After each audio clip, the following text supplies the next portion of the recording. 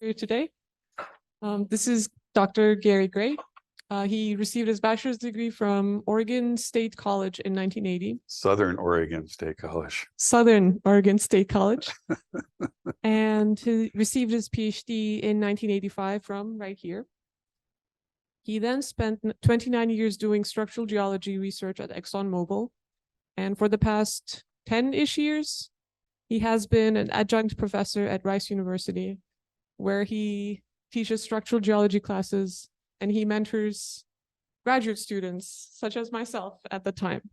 And he currently works on early Cenozoic tectonics and paleoenvironment of Southern Oregon.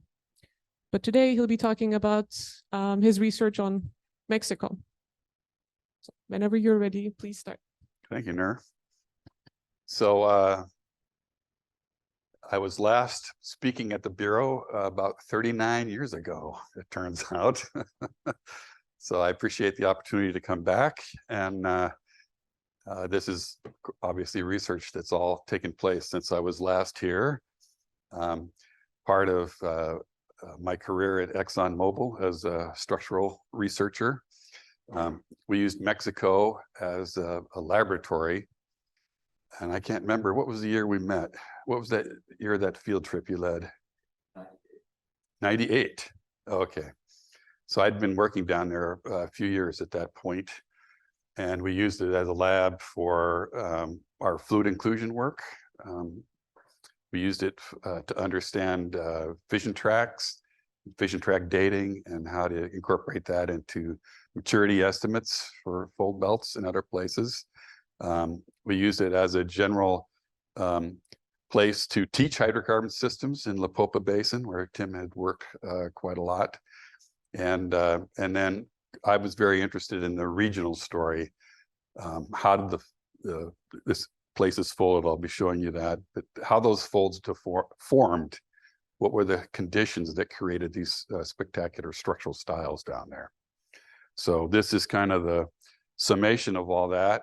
Actually, I should add one more event. Is after I retired, I worked for about 3-4 years with the Pindell Consortium when Mexico was opening up and everybody wanted to get in. And so there was a lot of industry interest in the geology of Mexico. So I was able to continue this work in cooperation with that project. And there's quite a list of people that I need to acknowledge here that have helped out along the way. Many UT alums and current,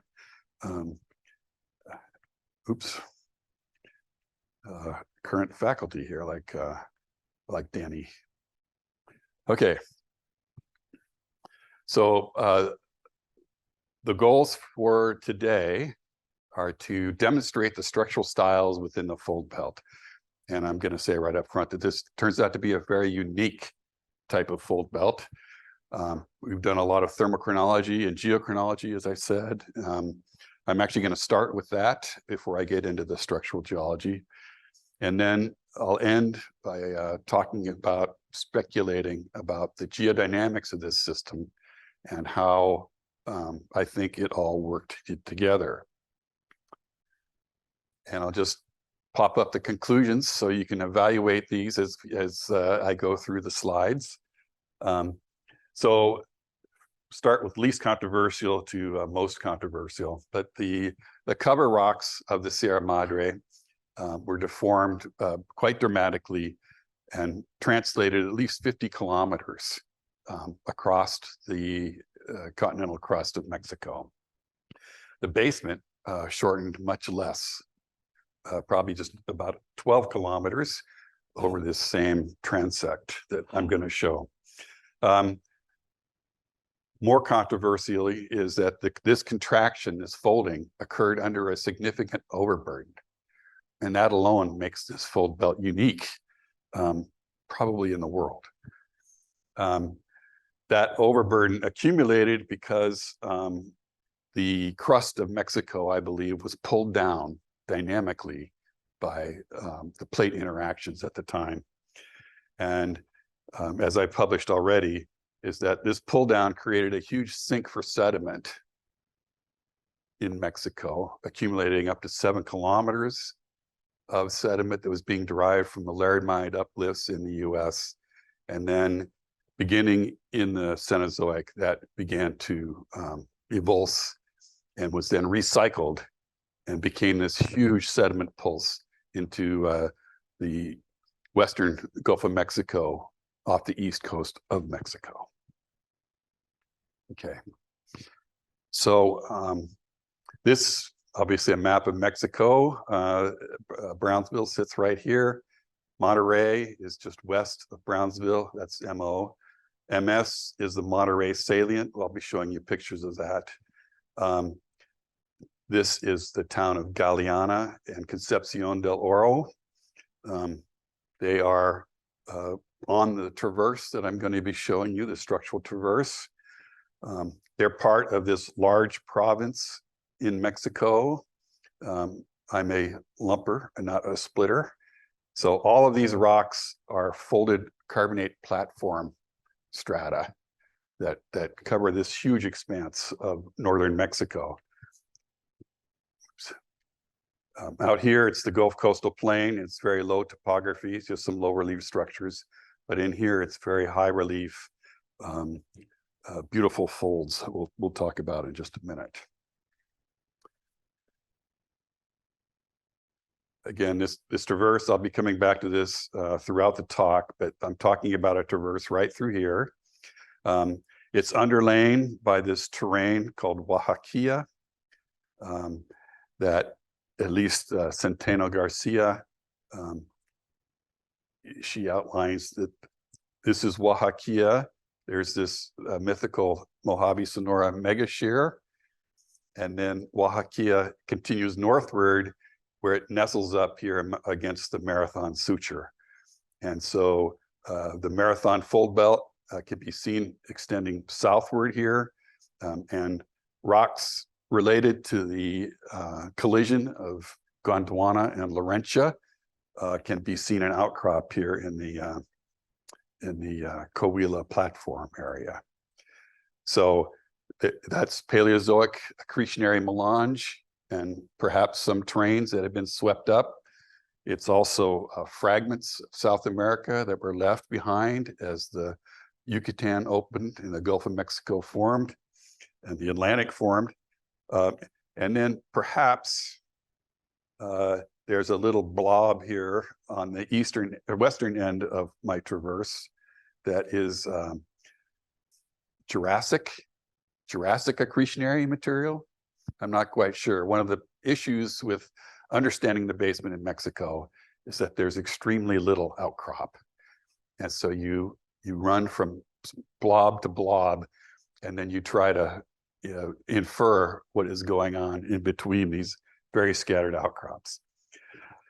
But the general point here is that this is not good, rigid continental crust like you might see in Wyoming, perhaps, but appears to be, in the terms of the old flexural guys, this is damaged crust that underlies our cross section. Okay.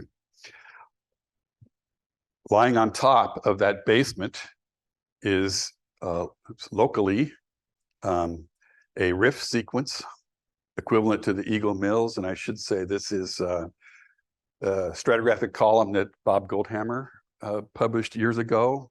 He and I used to work together at ExxonMobil for a time. And there's details on this that are not correct. More data has come in, and Professor Lawton here has been quite a contributor to revising our understanding of these strata. But the point here is that there's three basic groups of stratigraphy, strata here. There's a rift sequence. There's then a platformal sequence that overlies that. And then there's the beginning of the Foreland Basin sequence that sits in part on top of the fold belt. Okay. And these, the Upper Jurassic and Lower Cretaceous carbonate section is quite extensive. They're very broad platforms with reef edges, platform interiors, and off-platform basinal deposits. I may come back to this if I have time at the end of the talk. I may not. But anyway, the other key takeaway here is this Minas Viejas evaporite that extensively crops out along our traverse is the regional detachment level onshore. And as Bob correlated it, it is the equivalent of the wane in the Gulf of Mexico. Now that's a little bit debatable. There's other evaporites here, just above it, the Olvido, and there's evaporites up in the platformal sections up here. And they actually are scattered quite broadly over parts of Mexico. But age, regardless, there is this regional evaporite system at the base of all these nice platformal carbonates. Okay. So just to zoom in a little bit, here's now, you can see these beautiful fold trains that comprise the Sierra Madre Oriental. Incredible folding here. And our line of section is these red lines, and you see they cross nothing but fold after fold after fold. And they appear to be cored by salt. So this is just an oblique view northwards this way. So we're looking almost, we're northeast. This is the frontal fold of the what's called the Monterey salient. This section is through Huasteca Canyon here, and it shows they have this classic box shape, kind of like Jura, but actually more regular than the Jura mountains. And they have very long trends, right? So it's as if a carpet was pushed from one side and started to buckle against the wall. Okay. Oops, I went backwards. Oh, no, I didn't. I'm going to zoom in on here, and I have a geologic map. So this is mapping by the Servicio Geológico Mexicano.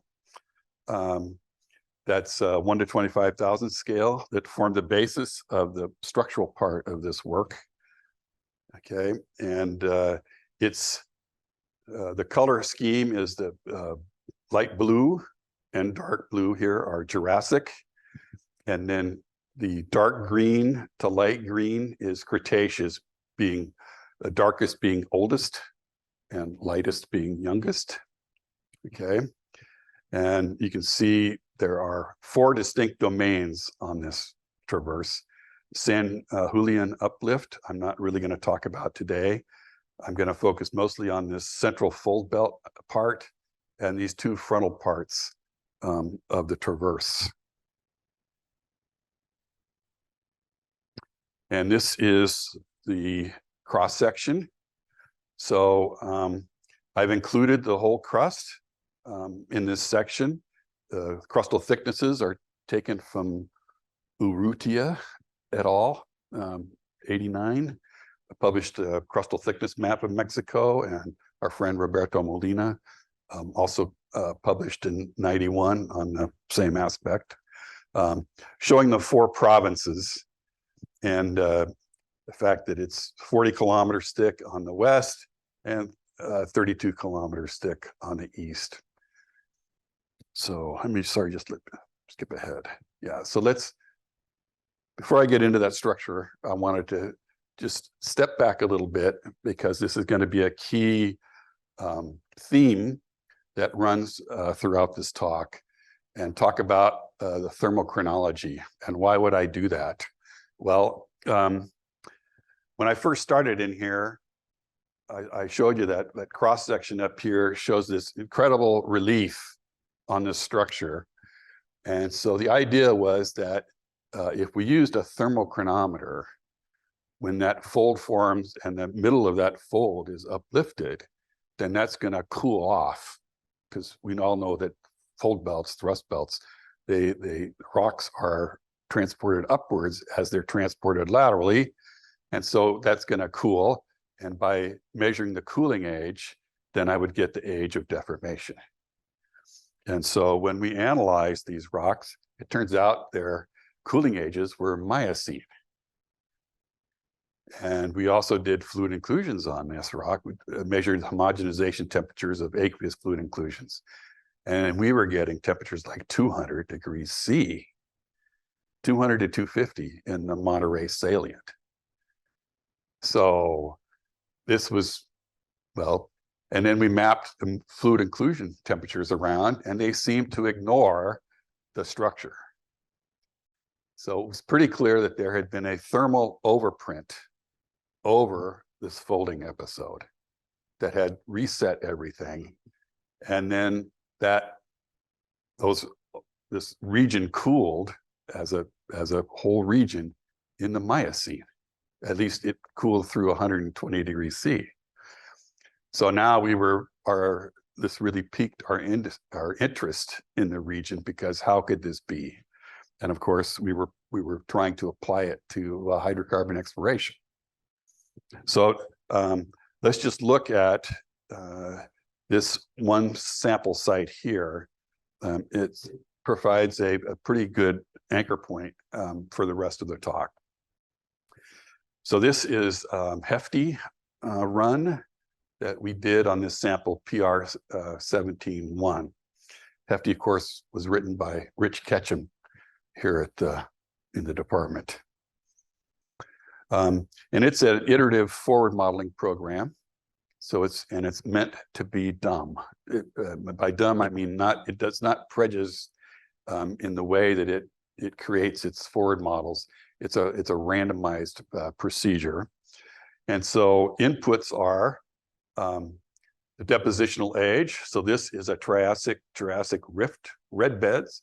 So it's about 200 or 210 million years old. And in this particular sample, we had 3 different thermochronometers that we measured. Okay. First one was this one here, which was a helium age on zircons. And it gave us an age of 49.3 MA. And so we interpret that as the time at which this sample cooled through about 180 degrees C. And note, did I put it here? Yeah, yes, did I? Well, we measured fluid inclusion temperatures on this sample of 210. Okay, so this was fitting. So it had been up probably as high, at least 200 degrees C. And then it cooled through 180 at 50 million years. Then fission track age, it cooled through 120 degrees at 28 million years. And then we have a helium age on apatite that was 11 million years. So you put that together, that actually creates a linear, practically linear cooling history for this sample from 50 million years to present. Okay.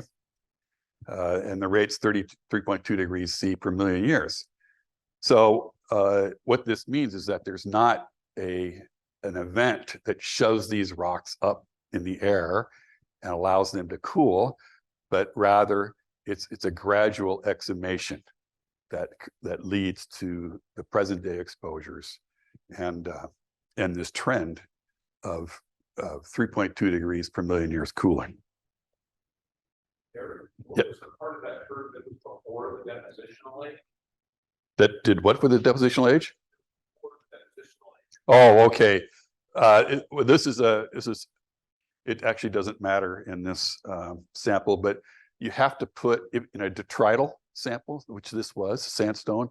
You have to put in some model for the age of the source terrain. Yeah, yeah. So they came up and cooled sometime in the past, then it's deposited. But that's a good point. Because this rock got so hot, all of this history here is unknown, right? It's all wiped out thermally the heating. Yeah. The age, well, the youngest age I got out of this sample was. Say what? No, I believe it's 180. But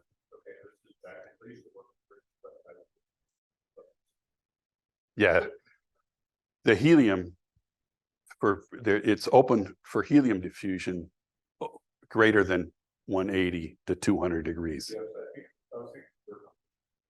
Oh, I didn't use their current fission track. Yeah, that's higher.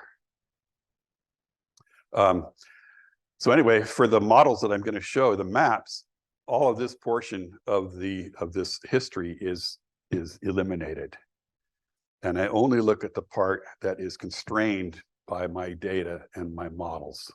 Okay, so it's everything that I show you in mapping, it's just the cooling part of this history, because the rest has been wiped out. It turns out that all this area has been annealed because of this heating. And so the only thing that's preserved in these samples is the cooling history. Okay.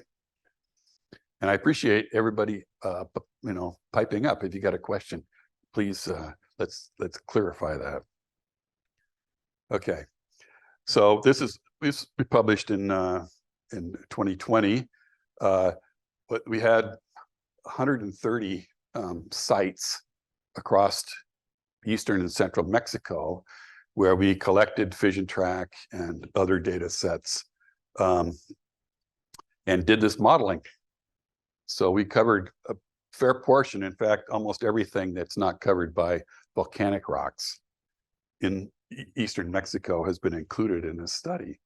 And you see that almost every one of these samples has been thermally reset post-deposition. So things have happened to these rocks after they were deposited, and this is kind of what we're getting at here. And then, so we have a temperature through time model that comes out of Hefty, and we convert that to a depth versus time model by just saying we have to assume a thermal gradient. And so we assume 30 degrees C per kilometer as a conservative geothermal gradient. It's probably a little bit low, but we apply that everywhere we have a model to look at then what's the depth history of these samples, I guess is the way to put it. Okay, so we're going to look at how they were exhumed, and we map the results around, and this has been published. So we get these really interesting contour patterns of thickness. I call it overburden. So this is the amount of material based on the temperatures these rocks had reached. This was the amount of material that we had to put back on top of them with a geothermal gradient of 30 degrees C per kilometer to get to the temperature history that we realized, I guess, out of each sample. And this wasn't just one type of analysis I've shown, but we did a lot of fluid inclusion work in here. I'm not going to get into how that was done, but we felt that we could estimate the maximum burial temperature very accurately with the aqueous fluid inclusions. We did vitrinite reflectance. We did illite age dating for the age of diagenesis. I've talked about the helium dating that we did, fission tracks, and we did a ton. Being Exxon at the time, we didn't bear much expense or bar at much expense. We did a lot of checking. This was a research project, and we really wanted to understand how reliable this, especially the fission track technique was. And so we have 30 replicate analyses in here from samples that were taken from adjacent outcrops, not the same outcrop, but we had some separation, but we tested, could we get the same cooling history from adjacent samples? And the answer was, it was very robust. So we feel very happy about that. So we have this variety of maps then of the thickness of overburden that lay on these rocks through, it turns out, through the Cenozoic. And we extracted along this profile that I already showed you then, what were the contours of overburden through time. And we did a lot of things like subtracting maps to look at the change in thickness through time, how it was distributed, you know, et cetera, et cetera. This is all included in that paper, and I'm not really going to go over that, except I've gotten some feedback, we'll call it feedback, that I don't really know if there's uplift going on. Do I know that it's erosion? And if the thickness is increasing, do I know that that is true subsidence? And I say, well, the only way in this model, because if the overburden is increasing, when you datum that overburden, the bottom has to go down. And so that is true subsidence. And then when that thickness decreases, that is true erosion, because the basement is true uplift and erosion, because the basement has to rise. Okay. So these maps reflect then subsidence and erosion across this whole broad region, which I'm a geek. I think this is pretty cool. So I extracted those values along our traverse, okay? And that's shown in this graph here. So this is the overburden isopachs along the traverse. It's been exaggerated 4 times for clarity. And this is the topography along that traverse, exaggerated 20 times. And then this is the cross-section at 1-to-1 scale. And this was kind of a interesting pattern that I had not anticipated. So,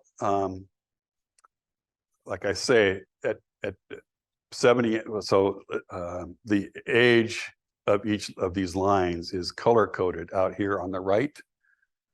So the 70 MA overburden is this red line, 60 is the black line, 50 is green, 40 is aqua, etc. And you see this pattern, it shows that between 70 and 60, parts of this traverse subsided. Okay, you'll see why that's interesting in just a minute.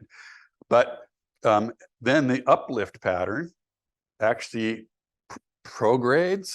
I don't know what the right term is for this, but uplift moves laterally through time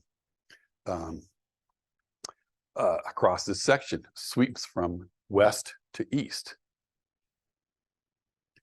And so if you subtract those contours one from another, okay, those profiles, you get this pattern. So between 70 and 60 MA, you see there was broad subsidence across this entire traverse.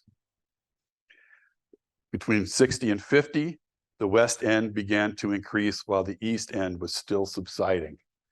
And then between 50 and 40, the area became completely eroded or eroding. That really stepped up between 40 and 20, and the locus moves to the east.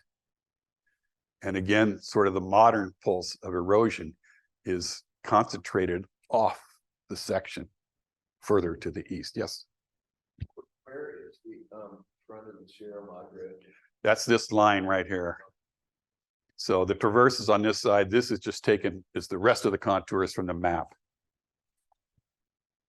Thank you for that. So structured traverse here, and then this is the line extension to the east. And the other thing I put on here is this is when the Mexican orogeny ended. So time is obviously on the vertical axis here.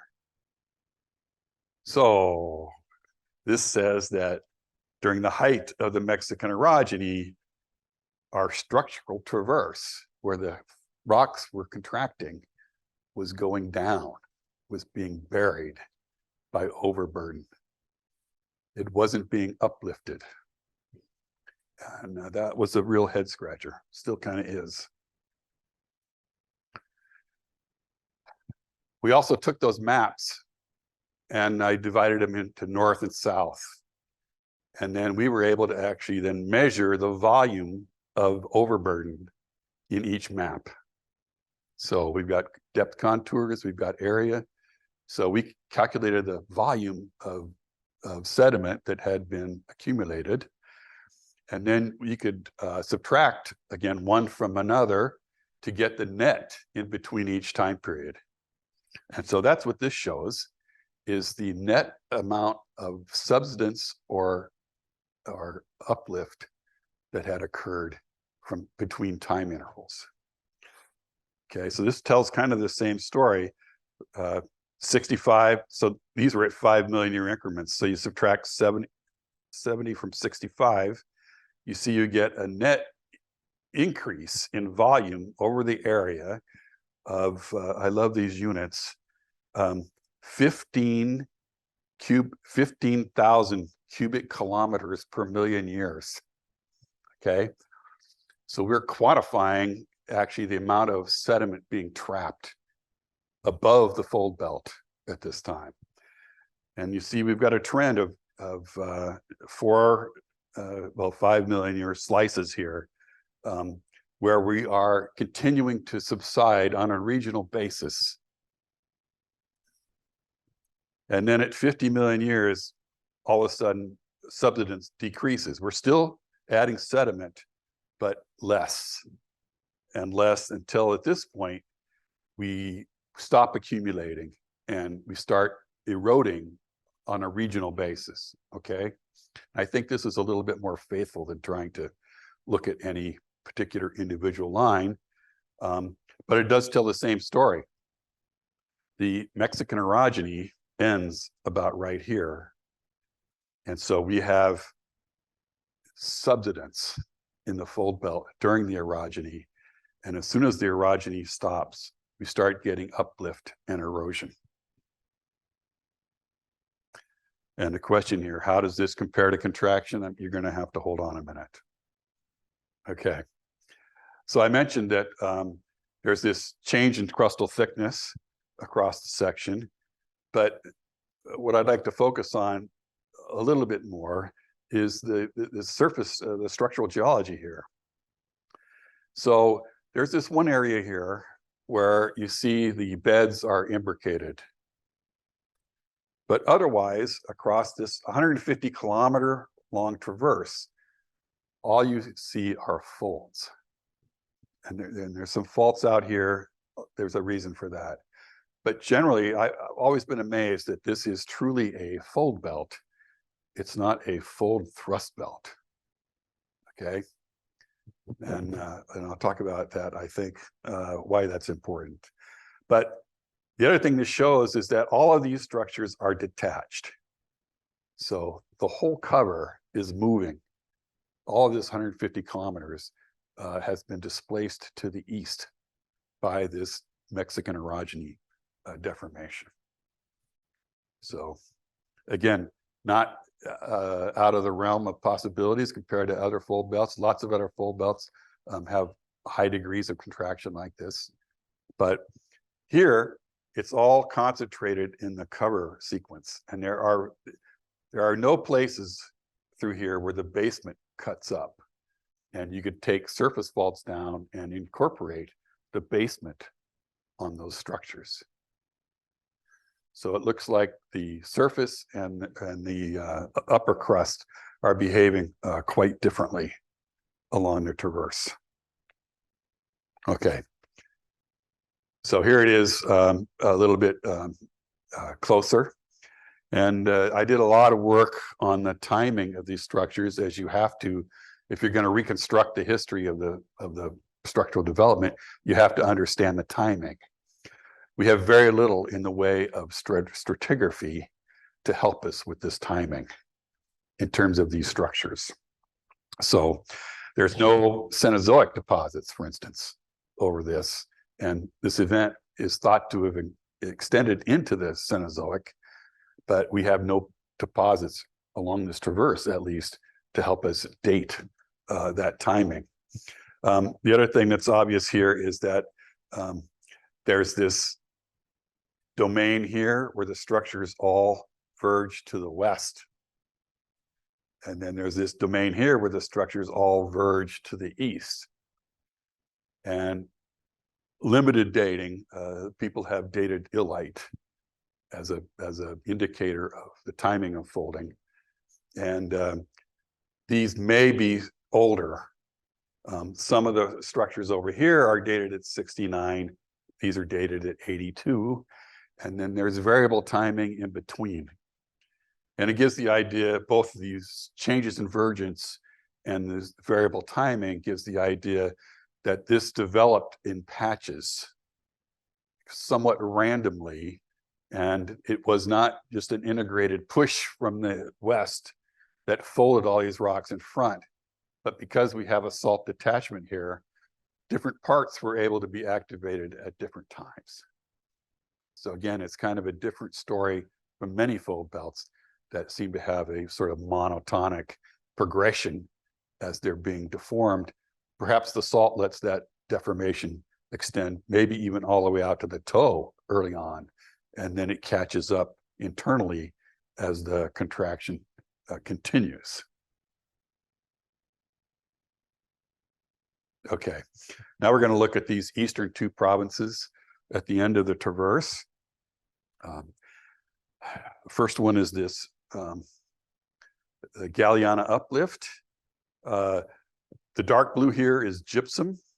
At least a few people from UT have been down there working. Gareth Cross is one who spent a lot of time working on this particular area.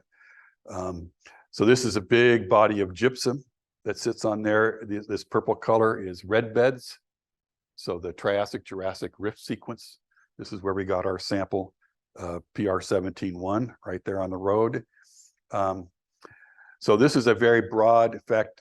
When I used to take Exxon schools down there, one of the engineers pointed out that this structure is very much like Gawar. If you guys are familiar with Gawar Field in Saudi Arabia, I think I don't know if it's still the world's largest oil field, but it's a giant little inverted, well, giant, slightly inverted structure with carbonates on the top that has many aspects that are similar to this Galiana uplift. And this margin of the uplift today is the eastern margin of these big platforms that existed in the lower Cretaceous. Okay. This is what this is my interpretation of the Galiana uplift. I'm sorry, it's a little bit simplistic looking, but all we have is just little, baby outcrops here to draw from. But I've interpreted this as an inverted rift. This line represents a break in a section. So sections offset there. I've just pasted them together for simplicity's sake. But you see there's folded carbonates over the top, and then I've interpreted a large inversion. There's about 4 kilometers of structural relief on the east side before we go into the eastern salt basin. And all the evidence is that there was thick salt over the top of these red beds. And so like La Popa Basin to the north, where we think that was a local area, relatively local area of thick salt deposition that led to diaporism later on. This would be an analogous area just to the south of there. And then to this, what I call the Eastern Salt Basin. Oops. The pointer is advancing. Mike, you had a term in your 2019 paper for this basin. Do you remember what you called it?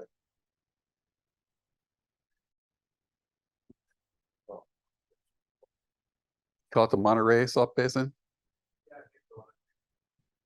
Okay. Well, it didn't matter because well, I guess your paper predated him by a year, but Tim was on a paper on the Mexican Orogeny, and what did he call it? He called it the Linares salt basin or something. So this has been recognized that there's a salt basin here, but it hasn't really been formally treated. And it's quite an interesting province. So there are, in addition to big blobs of gypsum out here, there are big blobs of gypsum that are scattered all throughout this province. And I was especially intrigued by these football shaped structures within the fold belt. And it turns out these are synclines surrounded by anticlines. So this is a syncline surrounded by an anticline. And if that is not an archetypical mini basin, I don't know what is. So I've run with that interpretation that there are scattered mini basins throughout this province, as well as elongated, probably hybrid tectonic and salt structures within there.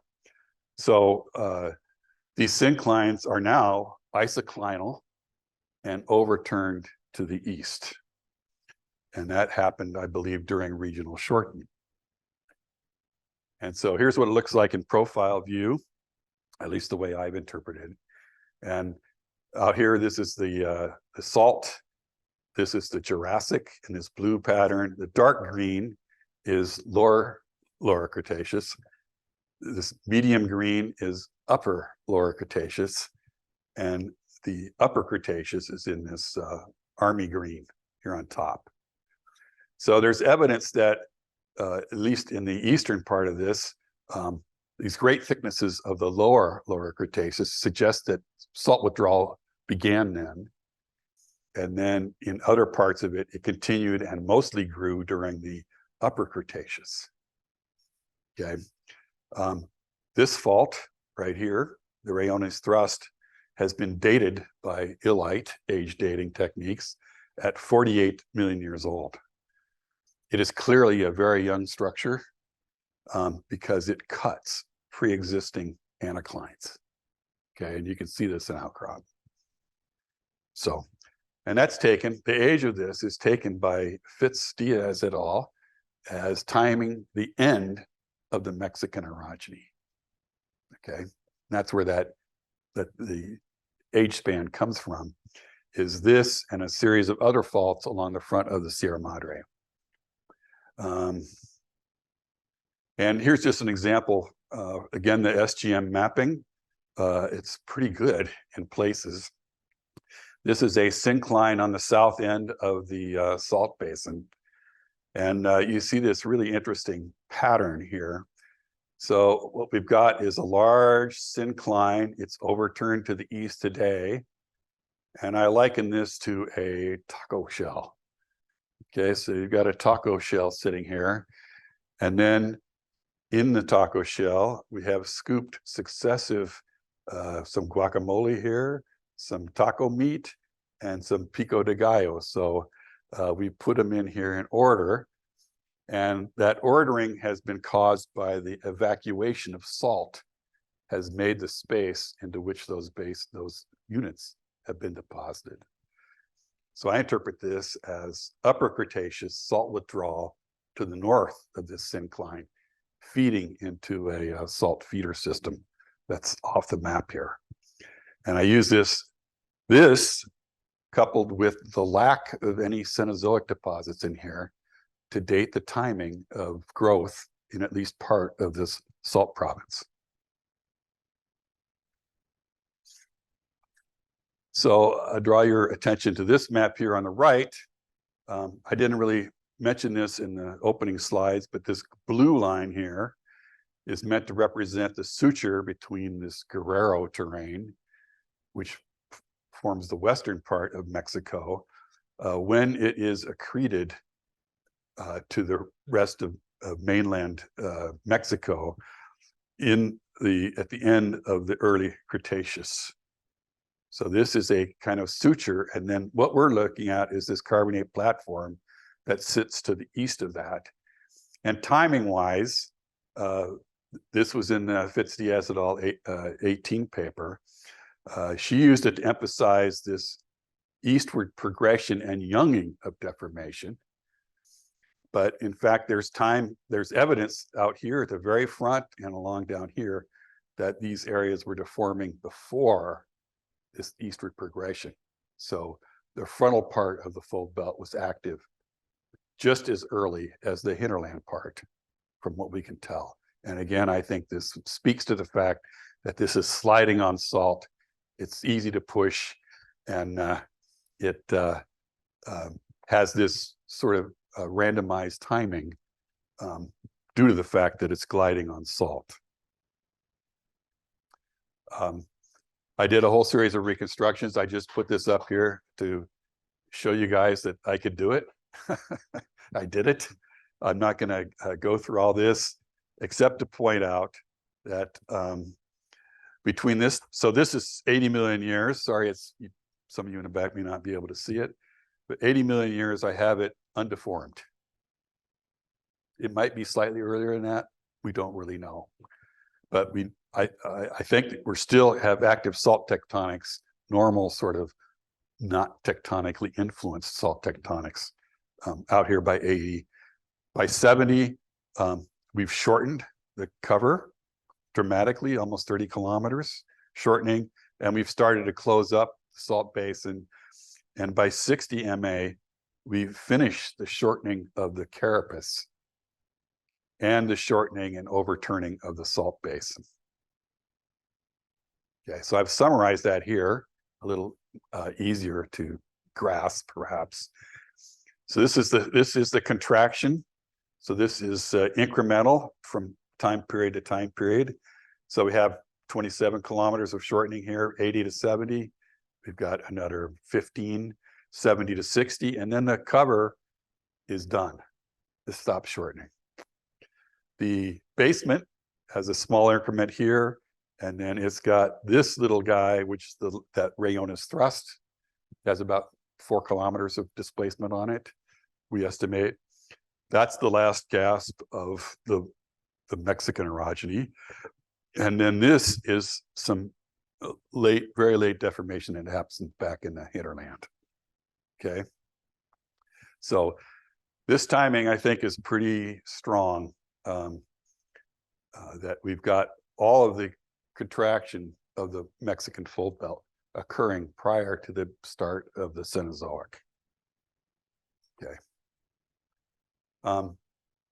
So I showed you this chart earlier, which was the subsidence and then erosion, or subsidence and uplift of the region. And now we layer on there, this is the contraction of the cover and some of the contraction of the basement. All these events, these contractive events, occur while we are deeply buried. So I've shown you the burial 2 different ways. This contraction is occurring under considerable overburden. And then once the contraction stops, it starts to rebound. And it rebounds really dramatically. And in terms of the history of the Gulf of Mexico, this area was a big sink for sediments being derived off the Laramide highlands that whatever developed as a result of the highland was being eroded, transported towards the GOM. The stuff that was on its way over Mexico got trapped. And then once the orogeny stopped, the contraction stopped, then the area began to rebound, and all of this trapped sediment then got recycled into the Gulf of Mexico. And this is very dramatically illustrated in offshore Mexico, where there are these giant glide plane fault systems and growth faults that all kick off in the early Oligocene. And that's the result of this evulsion of this trapped sediment that was back up on the mainland. Okay. And so just to sort of rub your nose in it here,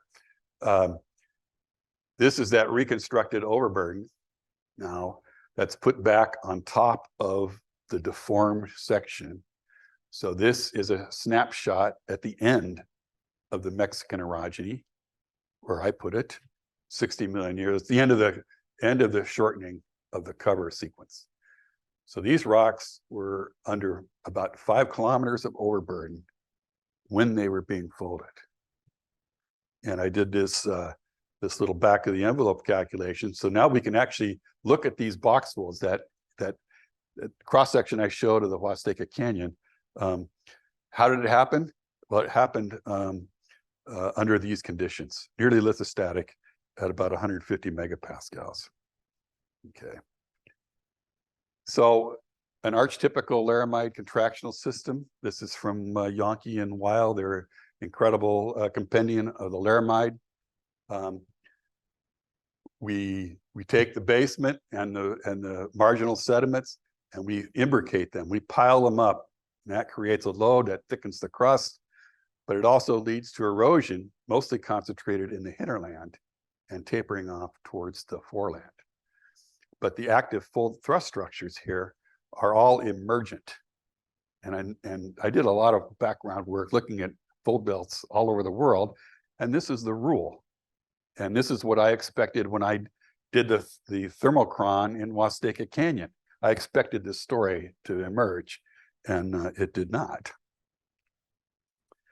Here's some recent modeling, was just published a couple months ago, combining isostacy and contraction. So these are finite element models, and they allowed for a hot mobile crust and a cold rigid crust, and they looked at what were the isostatic effects of contracting.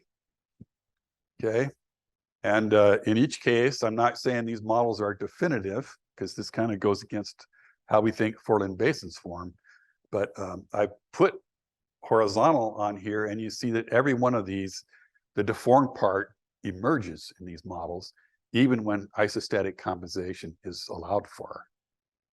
So I think that part is fairly robust. That at least checks with my bias. Okay. So how is it possible that we had a fold belt that was going down while it was being deformed? And so my answer is that it underwent dynamic subsidence. There was another force acting on this system while contraction was occurring. And I'll get to that in a second. And then after that force was removed, the area underwent isostatic recovery for about 30 million years till it reached true equilibrium. And that's what led to this erosion profile. Okay, so you've got evidence for dynamic subsidence and then isostatic rebound. How can we do this? When I was gainfully employed, I did a lot of work with the University of Arizona, and they were super into this arclogite drip model. And I know how familiar you guys are with that. But here is an example from George Zant's 04 paper on the Sierra Nevada that informed their opinions. And so the idea is that there was normal subduction here in Western California until about 18 million years. And at that point, the slab window began to appear and the subducting slab dropped off.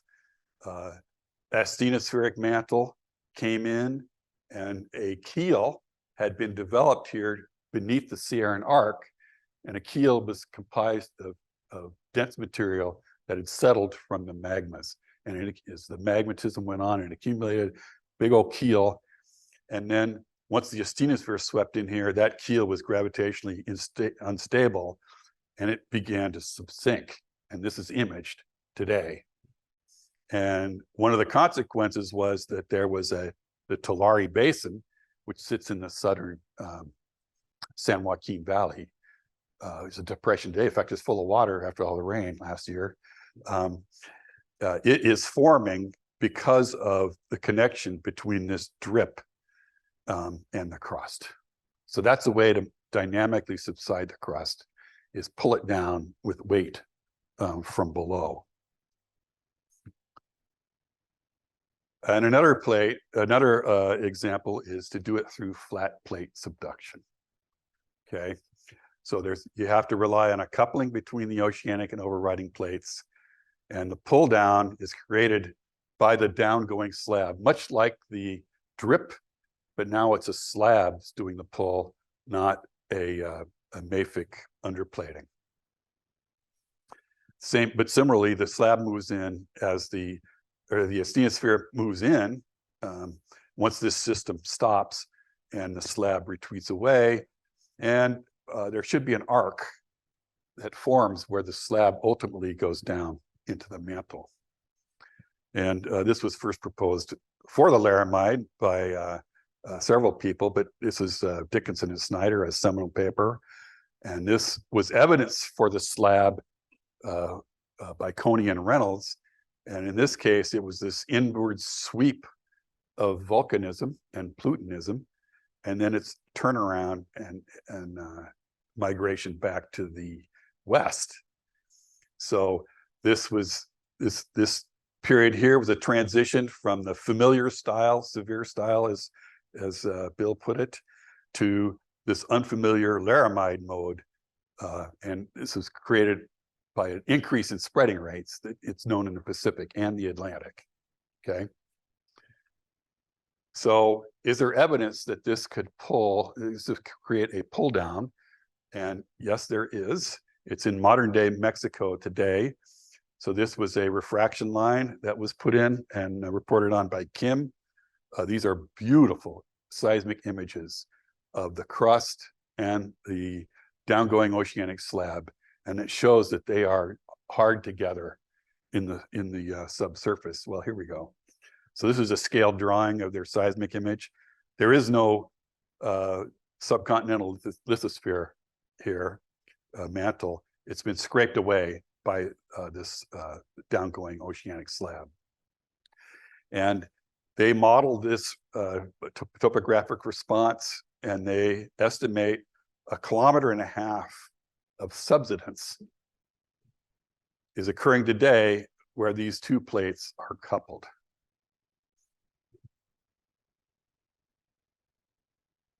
So just, did I put it on? I guess I took it off here. 1.5 kilometers hole filled with air, which it is today. If you dump sediment into that hole, it will reach isostatic equilibrium area at about 4 kilometers, 4.5 kilometers of sediment fill, which is very similar to the overburden that we've estimated across the Sierra Madre. So this now forms the model for at least the subsidence part of our story.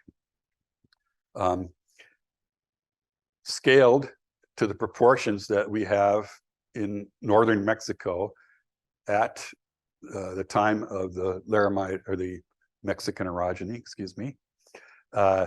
We've got this outboard Guerrero Terrane.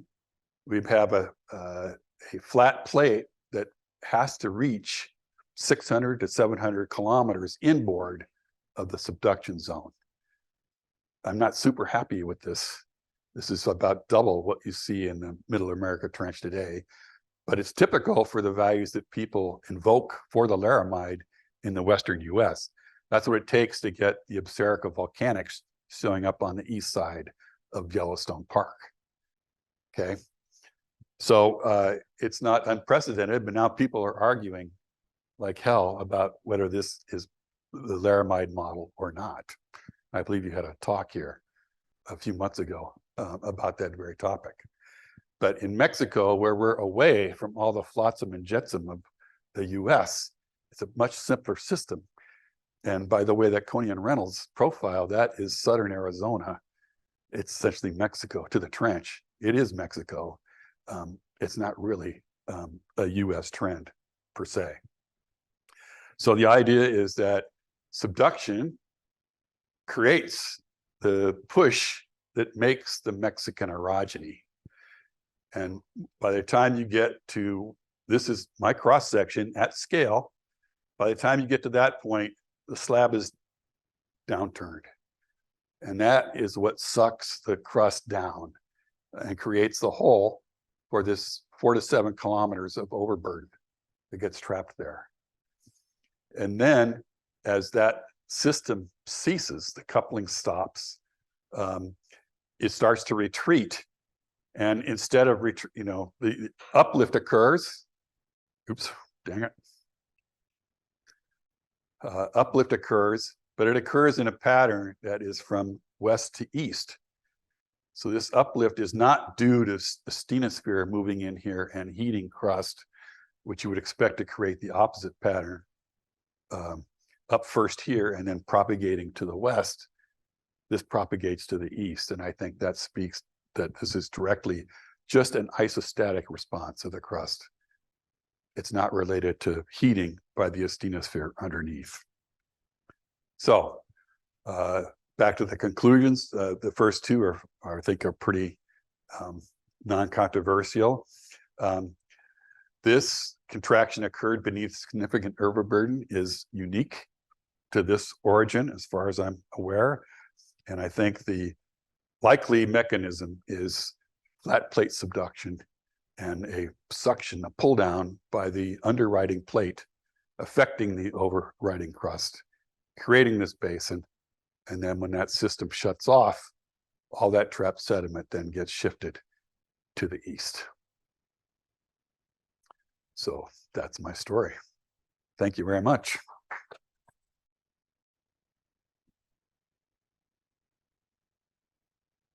Yes. Yes, we're at time. So if anyone wants to escape, that's completely okay. But we can do a Q&A session now. Yes. Okay. Go back to the slide that showed the cross section with the 5K crust over the top. Yeah.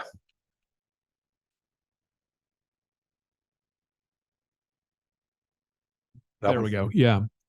So, I mean, as you well know, there are all sorts of rules in structural geology about the wavelength of structures and how that tells you the thickness of the beam that's involved. And if you look at those folds on the left half of that section, that does not look like folding of a 7K thick beam. The wavelength is way too short. If you're actually trying to fold all that 5K along with it, you would have much longer wavelength folds. So I'm wondering how you reconcile that. Well, the short answer is I haven't. So, but I say the long answer, I have not tried to phantom in structures into the upper part of this section, but I think this displacement definitely feeds up and into that. What I think is the bigger issue is how do you get these strong beam carbonates behaving so plastically? Okay, so they are under a tremendous overburden, and I pointed out the temperatures are high, 150 to 250 degrees C. So the carbonates are becoming very plastic under those conditions. That's my answer. So somewhat similar question. So this whole story is based on the assumption of a 30 degrees C per kilometer isotherm. Yeah. I mean, the other way of trying to argue out of the existence of that 5K thick beam is to say, oh, well, there were igneous plutons emplaced in the subsurface and that heated the heck out of everything. And so you're not looking at greater burial, you're just looking at thermal pulses caused by igneous activity. Is there do you have a response to that one? Yeah, that was my first critique from Pemex. And we showed this to Pemex back when we had projects together, and they were like, oh, everything's hydrothermal. But the trends are regional and smooth. They're not spotty and point-like as you would expect if there were underlying intrusions. Now, could there be a giant batholith under here? Well, sure. But there's so little evidence of contemporaneous igneous activity that it's hard to argue that there's hidden batholiths that would be doing this heating. And again, that you would expect bullseyes over those batholiths that we don't see.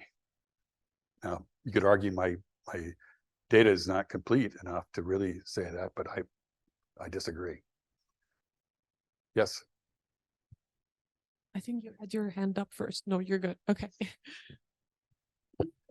Gary, so question comment maybe answers Mike's question as well, whether you considered or are looking at uranium lead and clumped isotope data on your veins calcite carbonate veins, whether in faults or fractures, which potentially could, give you an extra estimate on the thermal history from the clumped isotopes and uranium lead, actually, and direct dating of your deformation. I worked with Pete Copeland at U of H on uranium lead dating on these rocks and on the carbonates. And we got incomprehensible results. So we couldn't use that in this area. What was the second part of what you said? Clumped isotopes. So for thermal history. I'm on a paper on use of clumped isotopes in the Sierra El Abra in the south. So yes, we have used that. Okay. And it does corroborate our story. We have a question in the chat by Richard Ketchum. Oh, yes. I'm wondering if they would ask out loud. I can also read it. Great talk in your hefty modeling. Why did you enter your uranium thorium / the data as box constraints rather than calculating them? Same as AFT. Thank you, Rich, for that pointed question.